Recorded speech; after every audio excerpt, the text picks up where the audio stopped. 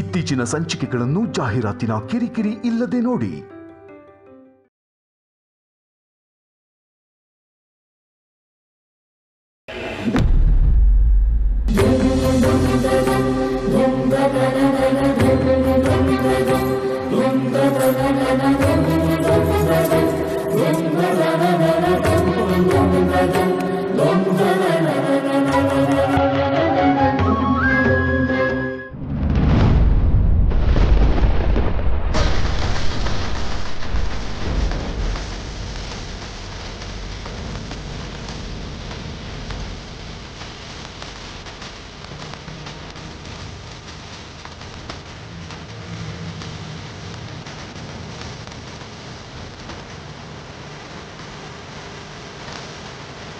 ಬಸರಿ ಹೆಂಗಸರು ಮಾತ್ರ ಕಟ್ಟೋದಲ್ವಾ ಈ ಹರಕೆ ತೊಟ್ಲನ್ನ?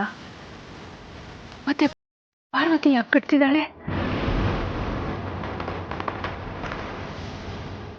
ಯಾವುದಕ್ಕೂ ಅರ್ಚಕರನ್ನ ಒಂದು ಮಾತು ಕೇಳೋದು ಒಳ್ಳೇದು.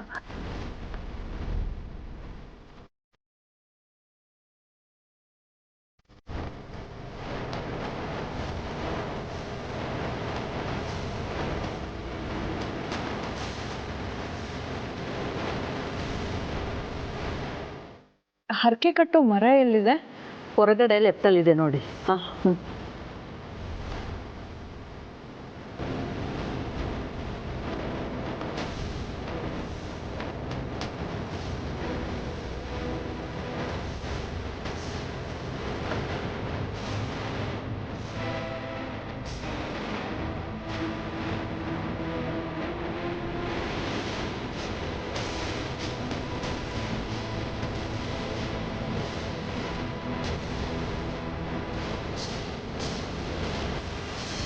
ಅರ್ಚಕರೇ,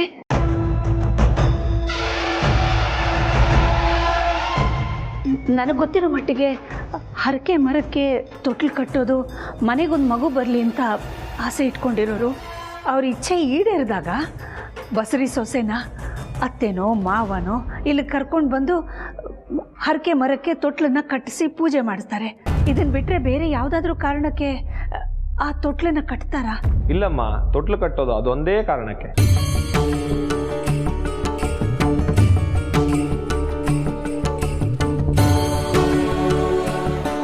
ಮತ್ತೆ ಅಲ್ಲಿ ಪಾರ್ವತಿ ಹರಕೆ ಮರಕ್ಕೆ ತೊಟ್ಲು ಕಟ್ತಿದ್ದಾಳೆ.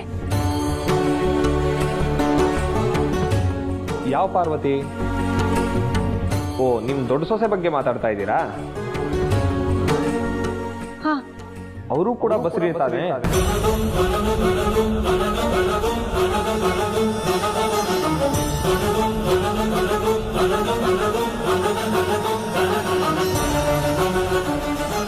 ಪಾರ್ವತಿ ಕೂಡ ಬಸರಿನಾ? ಅವಳು ತಾಯಿ ಆಗ್ತಿದ್ದಾಳ? ಹೌದಮ್ಮ. ಈಗ ಸ್ವಲ್ಪ ಹೊತ್ತಿನ ಮುಂಚೆ ನಿಮ್ಮ ಯಜಮಾನ್ರು ನಿಮ್ಮ ದೊಡ್ಡ ಸೊಸೆ ದೊಡ್ಡ ಮಗನ ಜೊತೆ ಬಂದಿದ್ರು. ಅವರು ನಿಮ್ಮ ಮಗ ಆಟೋ ಖರೀದಿ ಮಾಡಿರೋ ವಿಷಯನೂ ಹೇಳಿ, ನಿಮ್ಮ ದೊಡ್ಡ ಸೊಸೆ ತಾಯಿ ಆಗ್ತಿರೋ ವಿಷಯನೂ ಹೇಳಿದ್ರು.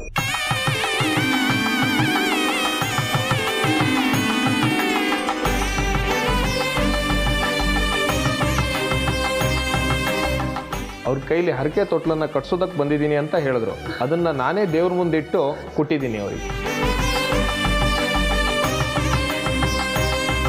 ಯಾಕಮ್ಮ, ನಿಮ್ಗೆ ಈ ವಿಷಯ ಗೊತ್ತಿಲ್ವಾ?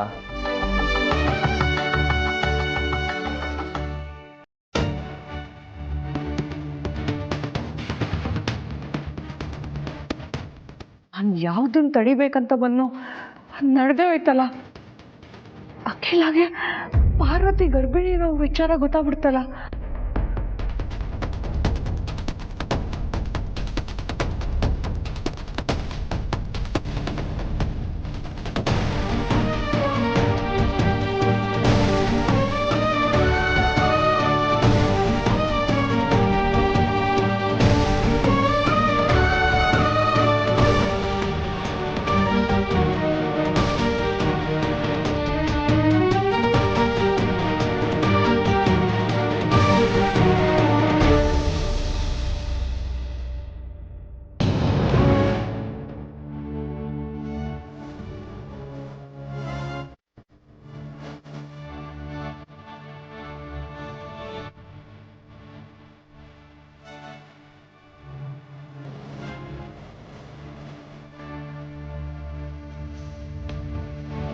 ಪಾರ್ವತಿ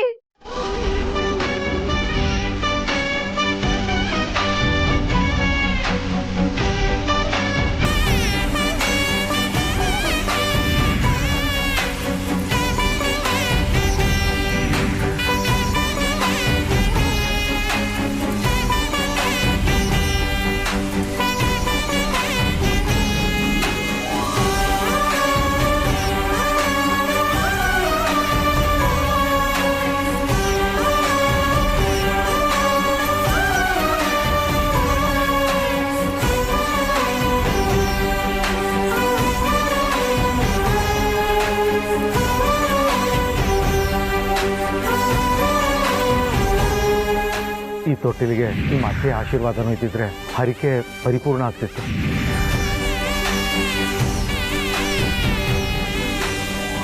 ದೇವ್ರೆ, ಪಾರ್ವತಿ ಹೊಟ್ಟೆಯಲ್ಲಿ ಬೆಳೀತಿರೋ ನಮ್ಮ ಮೊಮ್ಮಗು ಕ್ಷೇಮವಾಗಿರ್ಲಿ, ಸುರಕ್ಷಿತವಾಗಿರ್ಲಿ.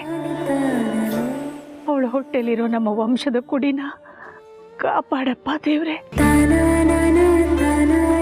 ತಾಯಿಗೆ ಯಾವ ಸಂಕಟ ನೋವನ್ನು ಕೊಡದೆ ಆ ಮಗು ಜನ್ಮ ತಾಳ್ಲಿ. ನಮ್ಮ ವಂಶದ ಕುಡಿ ನಮ್ಮ ವಂಶನ ಬೆಳಗಿಸ್ಲಿ.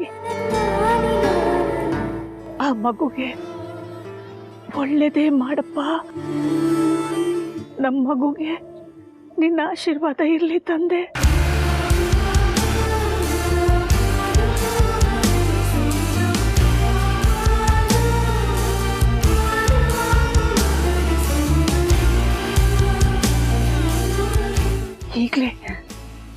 ಈಗಲೇ ನಾನು ಪಾರ್ವತಿನ ನೋಡಬೇಕು.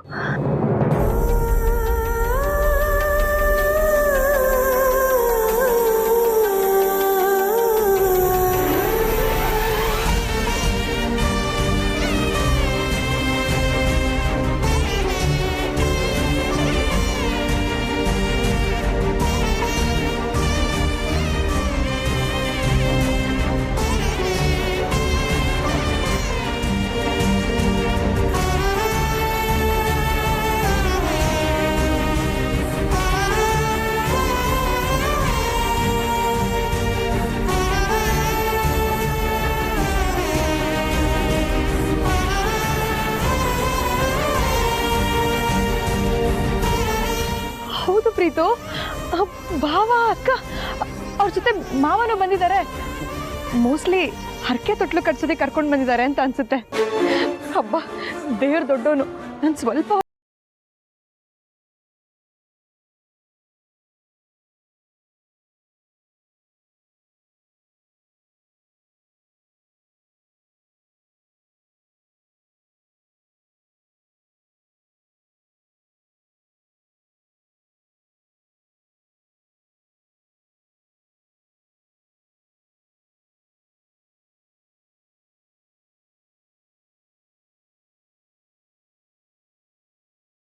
ಬೇಗ ಗಾಡಿ ತೆಗಿಯಪ್ಪ, ಮನೆಗೆ ಹೋಗೋಣ.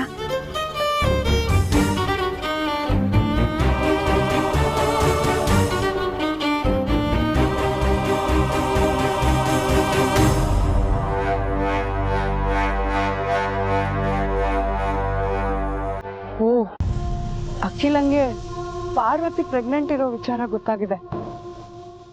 ಆದ್ರೆ ಅಖಿಲಂಗೆ ಗೊತ್ತಾಗಿರೋ ವಿಷಯ ಇನ್ನು ಯಾರಿಗೂ ಗೊತ್ತಾಗಿಲ್ಲ. ಇದಿನ್ನೂ ಸೆಮಿ ಕ್ಲೈಮ್ಯಾಕ್ಸ್ ಅಷ್ಟೆ. ಆಟ ಇನ್ನೂ ಮುಗ್ದಿಲ್ಲ. ಹೇಗಾದ್ರೂ ಮಾಡಿ ಈ ಇಡೀ ಸಿಚುವೇಶನ್ನ ನನ್ನ ಕೈ ಬರೋ ಹಾಗೆ ಮಾಡ್ಕೋಬೇಕು.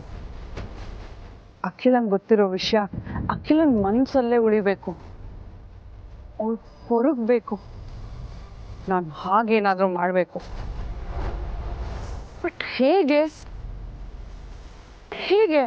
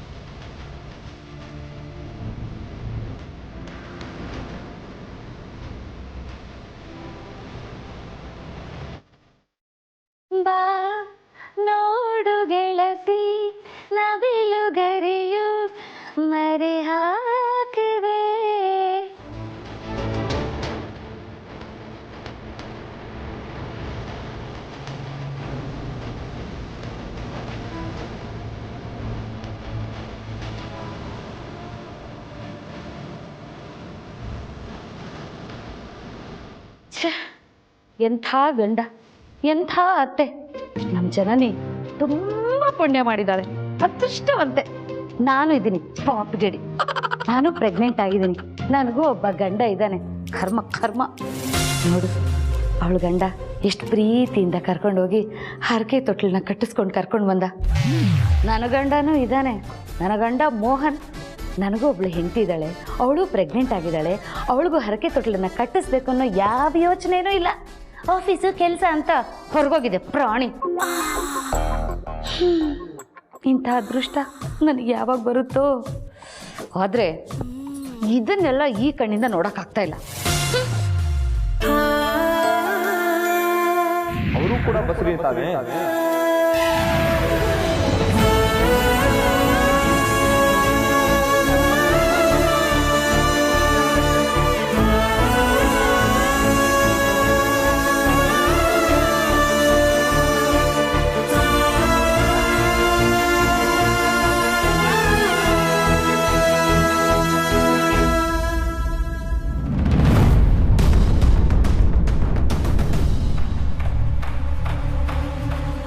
ಪ್ರೀತು,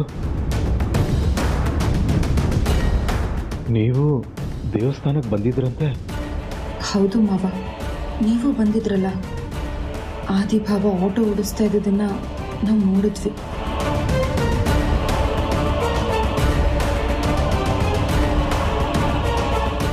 ನಾವು ಅಂದರೆ?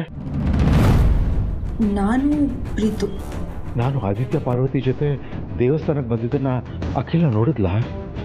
ಇಲ್ಲ ಮಾವ, ನೀವು ದೇವಸ್ಥಾನಕ್ಕೆ ಬಂದಿದ್ದ ವಿಷಯನೇ ಅತ್ತೆ ಗೊತ್ತಿಲ್ಲ. ನೀವು ಫ್ರೆಂಡ್ನ ಮೀಟ್ ಮಾಡೋದಕ್ಕೆ ಹೋಗಿದ್ರಿ ಅಂತಾನೆ ಅವ್ರು ಅನ್ಕೊಂಡಿದ್ದಾರೆ.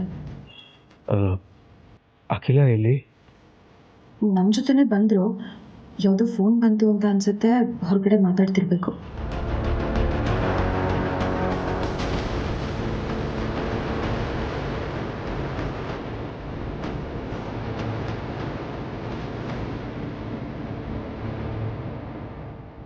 ಪ್ರೀತು ಯಾಕೋ ಡಲ್ ಆಗಿದ್ದಾನಲ್ಲ?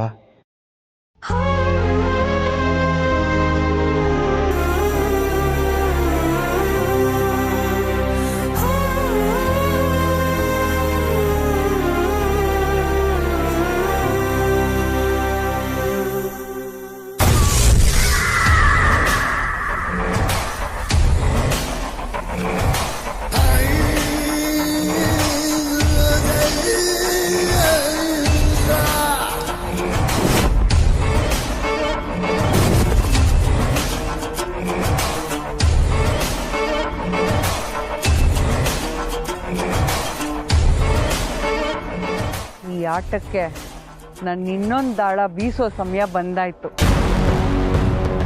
ಪಾರ್ವತಿ ಪ್ರೆಗ್ನೆಂಟ್ ಅನ್ನೋ ವಿಷಯ ಅಖಿಲ ಗೊತ್ತಾದ್ರೂ ಗೊತ್ತಿಲ್ಲದೆ ಇರೋ ಥರ ಬದುಕಬೇಕು. ಆರೈಕೆ ಮಾಡೋಕ್ಕಾಗದೆ ಕೊರಗಬೇಕು. ಆ ಕಡೆ ಆದಿ ಪಾರ್ವತಿ ಇಬ್ಬರು ಅಖಿಲಂಗೆ ಹೇಳೋಕ್ಕಾಗದೆ ಪರದಾಡಬೇಕು. ಸಂತೋಷ ಎದುರಿಗಿದ್ರು ಅದನ್ನು ಅನುಭವಿಸೋಕ್ಕಾಗಬಾರ್ದು. ನೆಮ್ಮದಿ ಕೈಗೆ ಎಟ್ಕೋ ಅಷ್ಟು ಅಂತರದಲ್ಲಿದ್ರು ಕೈಗೆ ಸಿಗಬಾರ್ದು. ಆ ಥರ ಏನಾದರೂ ಮಾಡಬೇಕು.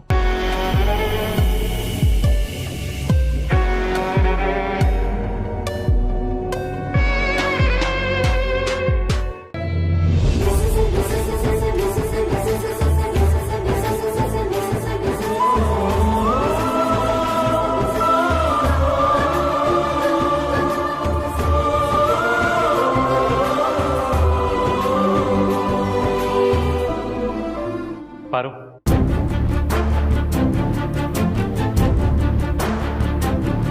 ನೀನ್ ತಾಯಿ ಆಗ್ತಿರೋ ವಿಷಯ ಯಾವುದೇ ಕಾರಣಕ್ಕೂ ಅಮ್ಮಂಗೆ ಗೊತ್ತಾಗಬಾರ್ದು.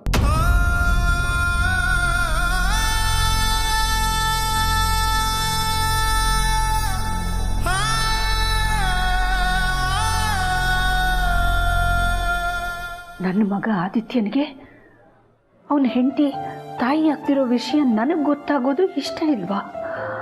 ಆದರೆ ಯಾಕೆ ಅಂಥ ಅನ್ಯಾಯನ ನಾನೇನು ಮಾಡಿದ್ದೀನಿ? ನನ್ನ ಉಸಿರಿರೋವರೆಗೂ ಈ ಮನೆ ಹೊಸಲು ತುಳಿಬಾರ್ದು.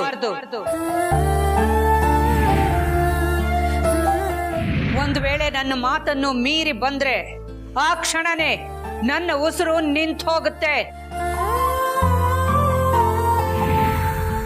ಮುಂದೆ ಆದಿತ್ಯ ಅವರಿಗೆ ಯಾವುದ್ರ ಮೇಲೂ ಯಾವ ಅಧಿಕಾರನೂ ಇರೋದಿಲ್ಲ.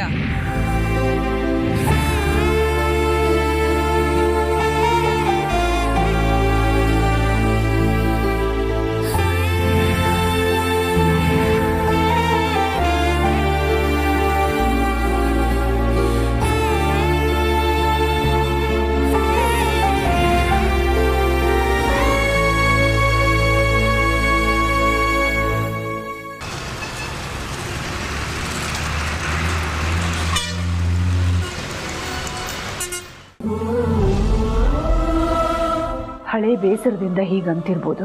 ನನಗೂ ಅವನ ಮೇಲೆ ಅದರ 10ರಷ್ಟು ಕೋಪ ಇತ್ತು, ಅಸಮಾಧಾನ ಇತ್ತು, ನೋವಾಗಿತ್ತು. ಒಂದೇ ಕ್ಷಣದಲ್ಲಿ ಆ ಎಲ್ಲ ನೋವು ಕೋಪನೂ ಮೊಮ್ಮಗು ಬರ್ತಿದೆ ಅನ್ನೋ ವಿಷಯ ಮರೆಸಲಿಲ್ವಾ? ಹಾಗೆ ನಾನು ಹೋಗಿ ಅವನ ಕಣ್ಮುಂದೆ ನಿಂತ್ರೆ ಕರಗದೆ ಇರಲ್ಲ ನನ್ನ ಮಗ. ಅಲ್ಲ ಯಜಮಾನ್ರೆ, ಇವಾಗ ಯಾಕೆ ಗೊತ್ತಾಗಬಾರ್ದು ಅಂದರೆ ಗೊತ್ತಾಗಬಾರ್ದು ಅಷ್ಟೇ.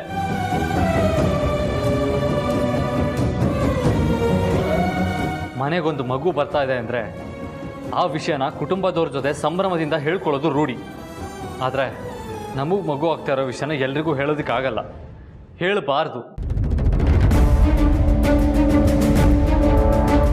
ಈ ಮಗು ನಮ್ಮದು. ನಮ್ಮ ಮನೆಗೊಂದು ಮಗು ಬರ್ತಾ ಇದೆ ಅಂದರೆ ಅದನ್ನು ಯಾರಿಗೆ ಹೇಳಬೇಕು ಯಾರಿಗೆ ಹೇಳಬಾರ್ದು ಅಂತ ನಾವು ಡಿಸೈಡ್ ಮಾಡಬೇಕು. ಬೇರೆ ಆಪ್ಷನ್ ಇಲ್ಲ ಪಾರು.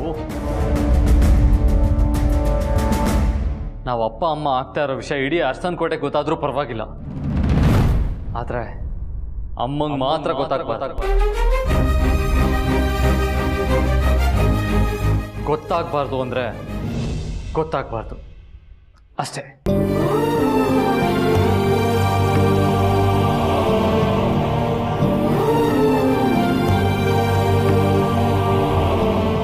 ಅರಸನ ಕೋಟೆಯಲ್ಲಿ ಯಾರಿಗೆ ಗೊತ್ತಾದರೂ ಪರವಾಗಿಲ್ವಂತೆ, ಆದ್ರೆ ನನಗೆ ಮಾತ್ರ ಗೊತ್ತಾಗಬಾರ್ದಂತೆ.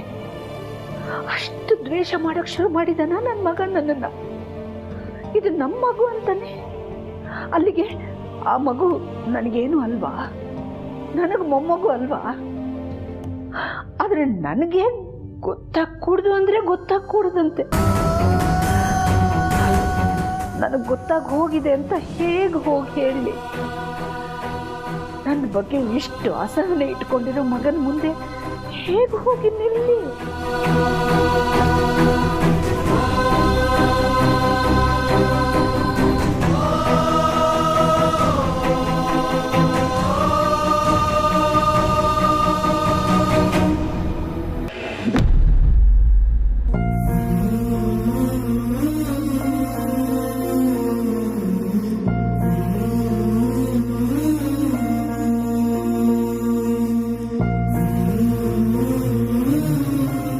ಪ್ರೀತು, ಏನ್ ಮಾಡ್ತಿದ್ಯಾ?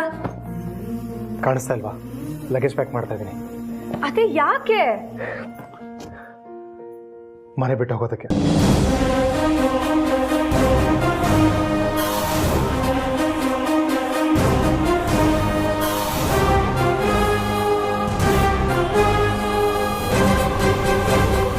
ನಾನು ನೀನು ಈ ಕ್ಷಣನೇ ಮನೆ ಬಿಟ್ಟು ಹೋಗೋಣ. ಯಾರಿಗೂ ಹೇಳೋದು ಬೇಡ.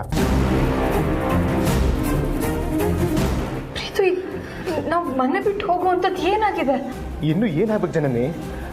ಧ್ರುವನ ದೇವಸ್ಥಾನದ ಹೊರಗಡೆ ನೋಡ್ದೆ ತಾನೆ? ನೋಡ್ದೆ. ಆಟೋದಲ್ಲಿ ಬಂದಿದ್ದ, ಅವನೇ ಡ್ರೈವ್ ಮಾಡಿಕೊಂಡು.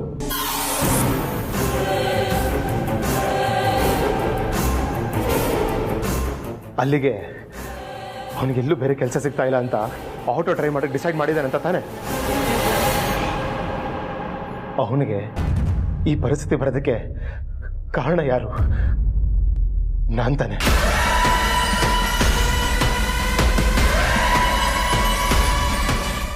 ಸೊ ಡ್ರೋನ್ ಆಟೋ ಓಡಿಸ್ಬೇಕಾರೆ ನಾನಿಲ್ಲಿ ರಾಜ್ಕುಮಾರ್ ಹತ್ರ ಹೇಗಿರಲಿ?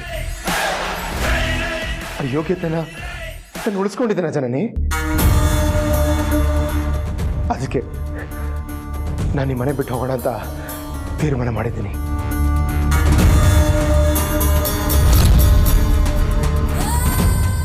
ಆದರೆ ನಿನ್ನನ್ನು ಈ ಪರಿಸ್ಥಿತಿಲಿ ಬಿಟ್ಟು ಹೋಗೋಕ್ಕಾಗಲ್ಲ. ಅದಕ್ಕೆ ನೀನು ನನ್ನ ಜೊತೆ ಬಂದ್ಬಿಡು ಪ್ಲೀಸ್. ನಾವಿಬ್ರು ಅದಕ್ಕೆ ಜೊತೆ ಇರೋಣ.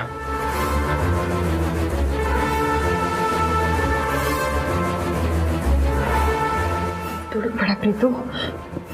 ನಾವು ಹಾಗೇನಾದರೂ ಮಾಡಿದ್ರೆ ಅದ್ರ ಪರಿಣಾಮ ಏನಾಗ್ಬೋದು ಅಂತ ಯೋಚನೆ ಮಾಡಿದ್ಯಾ? ಏನಾದರೂ ಆಗಿರಲಿ, ನಾನು ಹ್ಯಾಂಡಲ್ ಮಾಡ್ತೀನಿ, ನಾನು ಫೇಸ್ ಮಾಡ್ತೀನಿ. ಒಟ್ಟಿನಲ್ಲಿ ಬ್ರೋ ಅದಕ್ಕೆ ಇಲ್ದಿರೋ ಸುಖ ನಮಗೂ ಬೇಡ. ಹಾಗಾದ್ರೆ ಅತ್ತೆ ಮಾವನ ಮುಂದೆ ನಾವು ಎಲ್ಲ ಸತ್ಯನೂ ಒಪ್ಕೋಬೇಕಾಗುತ್ತೆ. ಅದು ನಿನಗೆ ಒಪ್ಪಿಗೆನಾ?